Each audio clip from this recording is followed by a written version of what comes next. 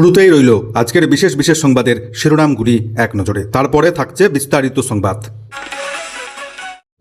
কোণঠাসা কেন্দ্রের নরেন্দ্র মোদী সরকার, বিক্ষোভে বেসামাল দিল্লি, ককরোচদের ওপর বেপরোয়া লাঠিচার্জ, কাঁদানে গ্যাস।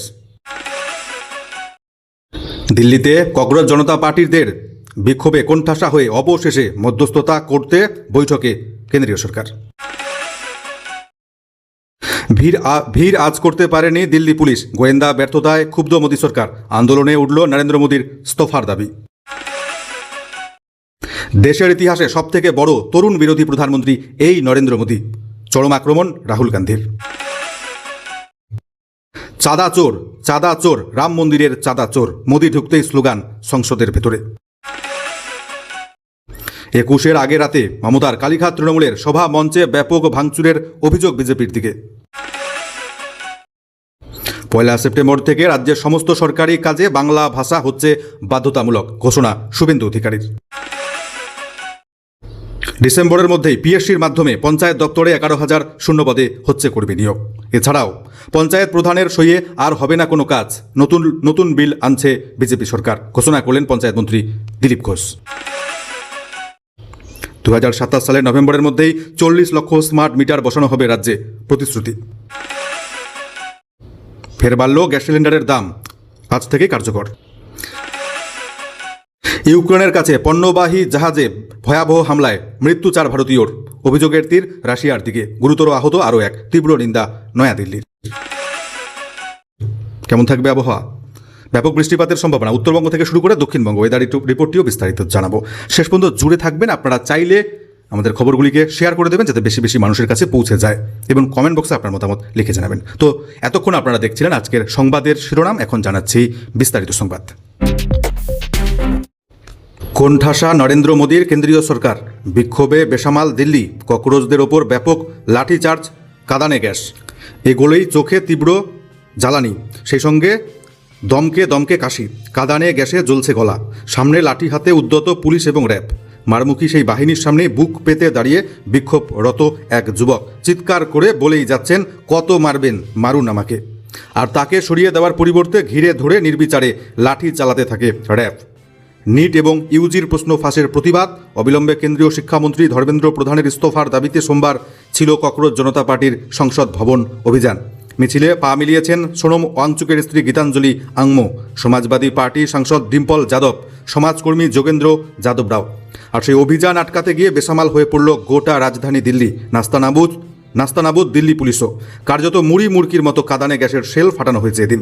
সংসদ ভবন অভিমুখী হাজার হাজার বিক্ষোভকারীকে ছত্রভঙ্গ করতে চলল বেপরোয়া লাঠি চার্জ, কাঁদানে গ্যাস, গুরুতর আহত অসংখ্য আন্দোলনকারী। তারপরেও দিল্লির রাজপথ ছাড়েনি ছাত্র যুবরা।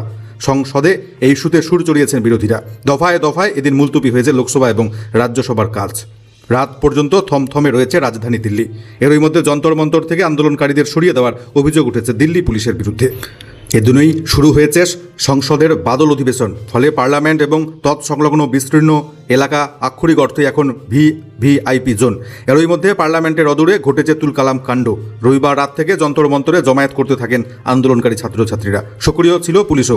রাতের মধ্যে দিল্লিকে দুর্গ বানিয়ে ফেলা হয়, শহর ঘিরে ফেলা হয় বিশাল পুলিশ বাহিনী দিয়ে। সকাল 9টা নাগাদ মিছিলের প্রস্তুতি শুরু করে ককরোচরা। পুলিশ আটকাবার চেষ্টা করলে প্রথমে ধস্তাধস্তি, তারপর মুহূর্তের মধ্যেই ঝলসে ওঠে উর্দিধারীদের লাঠি। সেই ঘটনার অভিঘাতে সকাল থেকে স্তব্ধ হয়ে পড়ে গোটা দিল্লি। তীব্র যানজটে নাভিশ্বাস ওঠে শহরবাসীর।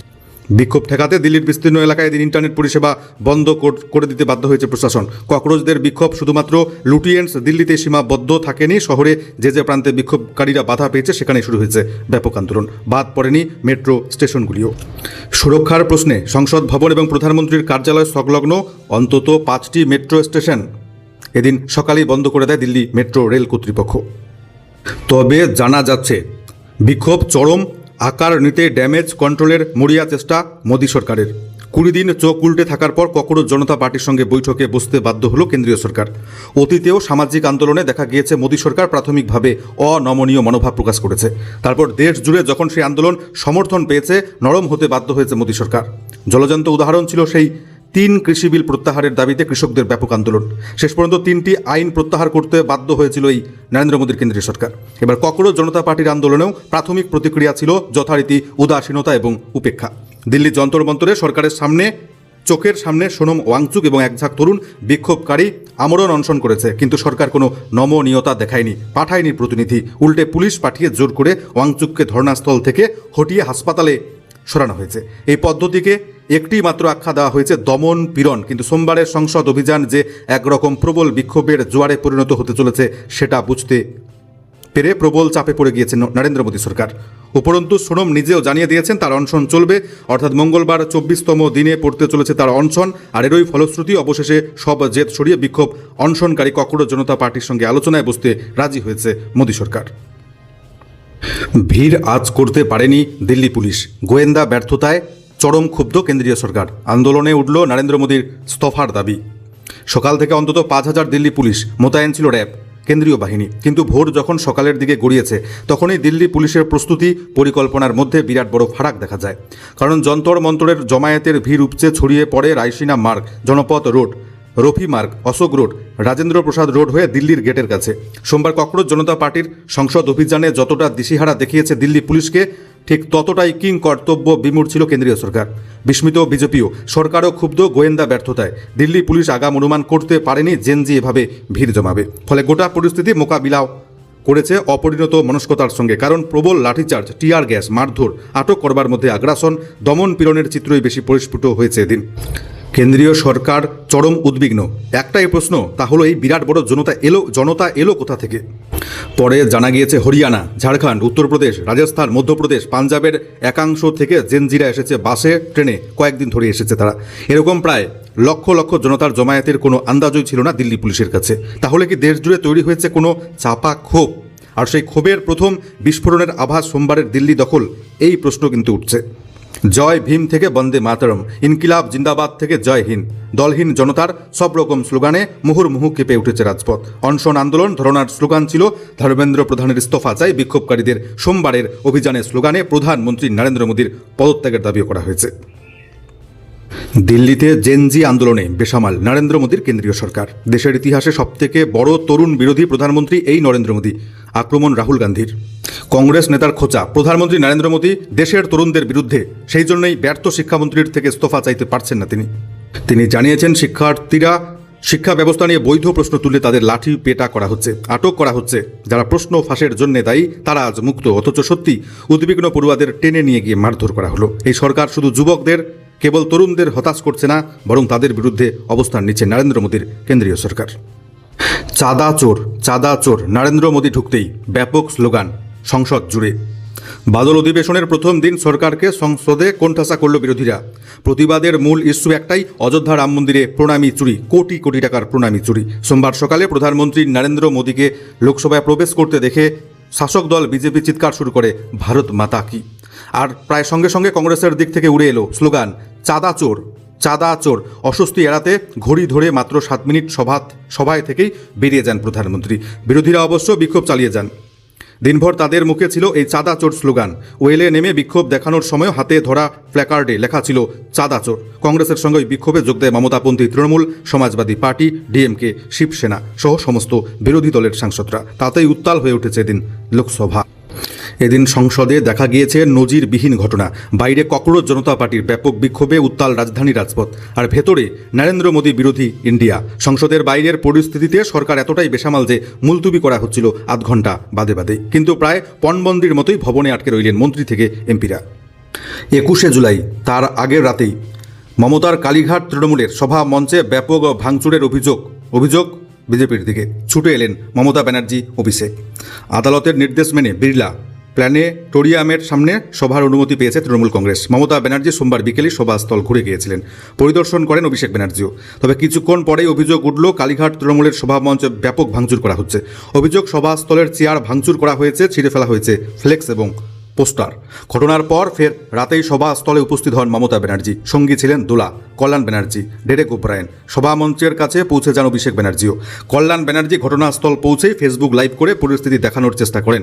অভিযোগ করেন ভাঙচুর করা হয়েছে ব্যাপক। তারপরে ঘটনা প্রসঙ্গে বলতে শুরু করেন খোদ মমতা ব্যানার্জি। তিনি শুরুতেই জানান ভাঙচুরের খবর পেয়ে তিনি তৎক্ষণাৎ ছুটে আসেন ঘটনাস্থলে, জানান সভামঞ্চ ভেঙে চুরমার করা হয়েছে, মাইকের সংযোগ কেটে দেওয়া হয়েছে, বিদ্যুতের সংযোগ কেটে ফেলা হয়েছে। মমতা ব্যানার্জি ক্ষুব্ধ হয়ে বলেন, আদালতের নির্দেশ পাওয়ার পরেই সভার আয়োজন করেছেন তারা। একই সঙ্গে ভাঙচুরের অভিযোগ তুলে নিশানা করেছেন গেরুয়া শিবিরকে। পুলিশি নিষ্ক্রিয়তার অভিযোগ তুলেছে মমতা ব্যানার্জি। সোমবার বিধানসভায় বিরাট বড় ঘোষণা শুভেন্দু অধিকারীর। এবার থেকে রাজ্যের সমস্ত সরকারি কাজে বাংলা ভাষা ব্যবহার বাধ্যতামূলক। রবিবার দুদিনের পশ্চিমবঙ্গ সফরে এসে রাজ্যের মুখ্যমন্ত্রীকে চিঠি দিয়েছিলেন কেন্দ্রীয় স্বরাষ্ট্রমন্ত্রী অমিত শাহ। তারপরে সোমবার বিধানসভায় বড় ঘোষণাটি করলেন শুভেন্দু অধিকারী। জানিয়ে দিলেন, এই নির্দেশ কার্যকর হচ্ছে আগামী 1 সেপ্টেম্বর থেকে।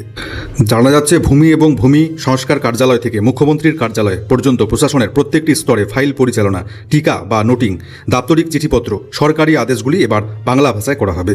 এছাড়া নাগরিক পরিষেবা, ডিজিটাল প্রশাসন ব্যবস্থা, আবেদনপত্রের নমুনা, শংসাপত্র, পোর্টাল, ওয়েবসাইট, মোবাইল অ্যাপ্লিকেশন, প্রশিক্ষণ সামগ্রী, সার্বজনীন সূচক, সংবাদ বিজ্ঞপ্তি, অন্যান্য সমস্ত সরকারি যোগাযোগের ক্ষেত্রেও বাংলার প্রয়োগকে অগ্রাধিকার দেওয়া হচ্ছে। পুলিশ এবং আইন শৃঙ্খলা সংক্রান্ত নাগরিক পরিষেবাগুলিতেও বাংলার ব্যাপক ব্যবহার প্রশাসন এবং নাগরিকদের সম্পর্ক সুদৃঢ় করবে। এছাড়া কেন্দ্রের সঙ্গে দাপ্তরিক চিঠিপত্রে বিদেশি ভাষার পরিবর্তে বাংলা ভাষা এবং হিন্দি ভাষা প্রয়োগ করা হবে। এর ফলে ভারতের ভাষাগত সাংস্কৃতিক ঐতিহ্যকে শক্তিশালী করার ক্ষেত্রে অবদান থাকবে। রাজ্যের পঞ্চায়েতে খুব দ্রুত 11,000 শূন্য পদে হচ্ছে কর্মী নিয়োগ। পঞ্চায়েত দপ্তরে নিয়োগ হতো আগে পঞ্চায়েত আইনের মাধ্যমে, এবার তা পিএসসির হাতে তুলে দিচ্ছে রাজ্য সরকার। রাজ্যের পঞ্চায়েত মন্ত্রী দিলীপ ঘোষের বড় ঘোষণা। রাজ্যের পঞ্চায়েত দপ্তরে 11,000 শূন্য পদে কর্মচারী নিয়োগ করা হবে আগামী ডিসেম্বর মাসের মধ্যেই। এছাড়াও দিলীপবাবু এদিন আরও একটি বড় ঘোষণা করেছেন, পঞ্চায়েত প্রধানের সইয়ে আর কোনো কাজ হবে না, নতুন বিল আনছে বিজেপি সরকার। দিলীপ ঘোষের ঘোষণা বিধানসভা নির্বাচনে তৃণমূলের ভরাডুবির পর রাজ্যে বিভিন্ন প্রান্তে পঞ্চায়েত ব্যবস্থা দৃশ্যত বিধ্বস্ত। অনেক জায়গায় পঞ্চায়েত প্রধানদের দেখা মিলছে না। এই অবস্থায় নতুন বিল আনছে বিজেপি। প্রস্তাবিত বিল অনুযায়ী পঞ্চায়েতের কাজে আর সিগনেটরি অথরিটি থাকছে না পঞ্চায়েতের প্রধানরা, অর্থাৎ নথিপত্রে আর সই করবার বা অনুমোদনের অধিকার থাকবে না পঞ্চায়েত প্রধানদের হাতে। পরিবর্তে দায়িত্ব দেওয়া হবে সরকারি আধিকারিকদের। এমনটাই এদিন জানিয়েছেন পঞ্চায়েত এবং গ্রামোন্নয়ন মন্ত্রী দিলীপ ঘোষ। পশ্চিম এশিয়ায় ফের যুদ্ধ পরিস্থিতির কোপ পড়ল বাণিজ্যিক গ্যাস সিলিন্ডারের মূল্যে। ফের বাড়ল বাণিজ্যিক গ্যাস সিলিন্ডারের দাম। 19 কেজি বাণিজ্যিক এলপিজি সিলিন্ডারের দাম সিলিন্ডার পিছু বৃদ্ধি পেল 195 টাকা 50 পয়সা। প্রতি 19 কেজি সিলিন্ডারের দাম বৃদ্ধি পেয়ে দিল্লিতে দাঁড়িয়েছে 2,078 টাকা 50 পয়সা। কলকাতায় দাম বৃদ্ধি পেয়ে দাঁড়ালো 2,208 টাকা। মুম্বইতে দাম বৃদ্ধি পেয়ে দাঁড়ালো 2,031 টাকা। চেন্নাইতে মূল্য বৃদ্ধি পেয়ে দাঁড়িয়েছে নতুন দাম 2,246 টাকা 50 পয়সা। তবে জানিয়ে রাখি, বাড়িতে ব্যবহৃত 14.2 কেজির ঘরোয়া এলপিজি সিলিন্ডারের দাম অপরিবর্তিত রয়েছে। সেই সিলিন্ডারের দাম বর্তমানে সিলিন্ডার পিছু কলকাতায় রয়েছে 968 টাকা, দিল্লিতে 942 টাকা, মুম্বইতে 941 টাকা 50 পয়সা। ইউক্রেনের কাছে পণ্যবাহী জাহাজে হামলার জেরে প্রাণ হারালেন 4 ভারতীয় নাগরিক। গুরুতর আহত আরও একজন। তাকে উদ্ধার করে হাসপাতালে ভর্তি করা হয়েছে, চলছে চিকিৎসা। গত 19 জুলাই সন্ধ্যায় ইউক্রেনের ওদেসা বন্দর থেকে জাহাজটি ছাড়ার পরই হামলার ঘটনাটি ঘটেছে। গিনি বিসাউয়ের পতাকাবাহী এমভি গোল্ডেন লিও নামে পণ্যবাহী জাহাজে মোট 17 জন ক্রু সদস্য ছিলেন। তার মধ্যে 5 জন ছিল ভারতীয়। 4 ভারতীয় নাগরিকের মৃত্যু হয়েছে, একজন গুরুতর আহতের ঘটনায় তীব্র নিন্দা জানিয়েছে নয়াদিল্লি। ঘটনায় রাশিয়াকেই দায়ী করেছে ইউক্রেন। সোমবার এক বিবৃতিতে বিদেশ মন্ত্রক জানিয়েছে, তাদের পাওয়া তথ্য অনুযায়ী 4 জন ভারতীয় নাগরিক প্রাণ হারিয়েছেন, যা অত্যন্ত দুঃখজনক। একজন গুরুতর আহত অবস্থায় হাসপাতালে চিকিৎসাধীন। বেসামরিক বাণিজ্যিক জাহাজকে লক্ষ্য বস্তু করা এবং নিরপরাধ ক্রু সদস্যদের জীবন বিপন্ন করা অথবা অন্য কোনো উপায়ে নৌ চলাচল এবং বাণিজ্যের স্বাধীনতায় বাধা সৃষ্টি করা অত্যন্ত নিন্দনীয়। এটি ত্যাগ করা উচিত বলেও জানিয়েছে নয়াদিল্লি। কেমন থাকবে আবহাওয়া, কি জানাচ্ছে আবহাওয়া দপ্তর? ওয়েদার রিপোর্টে এক নজরে। মঙ্গলবার আজ সকাল থেকে দক্ষিণবঙ্গের একাধিক জেলায় বৃষ্টিপাত শুরু হয়েছে। হাওয়া অফিসের আপডেট অনুযায়ী আজ উত্তর ও দক্ষিণ 24 পরগনা, 2 মেদিনীপুর, নদিয়া, পুরুলিয়া, বীরভূম, বাঁকুড়া, পশ্চিম বর্ধমান, ঝাড়গ্রামের বেশ কিছু অঞ্চলে দফায় দফায় বৃষ্টিপাতের সম্ভাবনা। মোটের ওপর দক্ষিণবঙ্গের প্রায় সবকটি জেলাতেই হালকা মাঝারি বৃষ্টিপাত চলবে। অপরদিকে আজকে উত্তরবঙ্গের বিভিন্ন জেলায় তুমুল বৃষ্টির পূর্বাভাস। উত্তরবঙ্গের ওপরের 2টি জেলা জলপাইগুড়ি, আলিপুরদুয়ারে বিভিন্ন স্থানে অতি ভারী বৃষ্টির সতর্কবার্তা রয়েছে। এছাড়া পাহাড়ি অঞ্চল দার্জিলিং, কালিম্পং জেলাতে প্রবল বৃষ্টির সতর্কবার্তা। পাশাপাশি কোচবিহার, উত্তর দক্ষিণ দিনাজপুরের মতো জেলাগুলিতে আজকে ভারী বৃষ্টিপাতের সম্ভাবনা রয়েছে। আজ থেকে উত্তরবঙ্গের জেলাগুলিতে বর্ষণের পরিমাণ আরও বৃদ্ধির আভাস দেওয়া হয়েছে। আমাদের আজকের সংবাদগুলো এখানেই শেষ করছি। ফিরে আসছি পরবর্তী গুরুত্বপূর্ণ সংবাদগুলির সাথে। সে অবধি ভালো থাকবেন। ধন্যবাদ।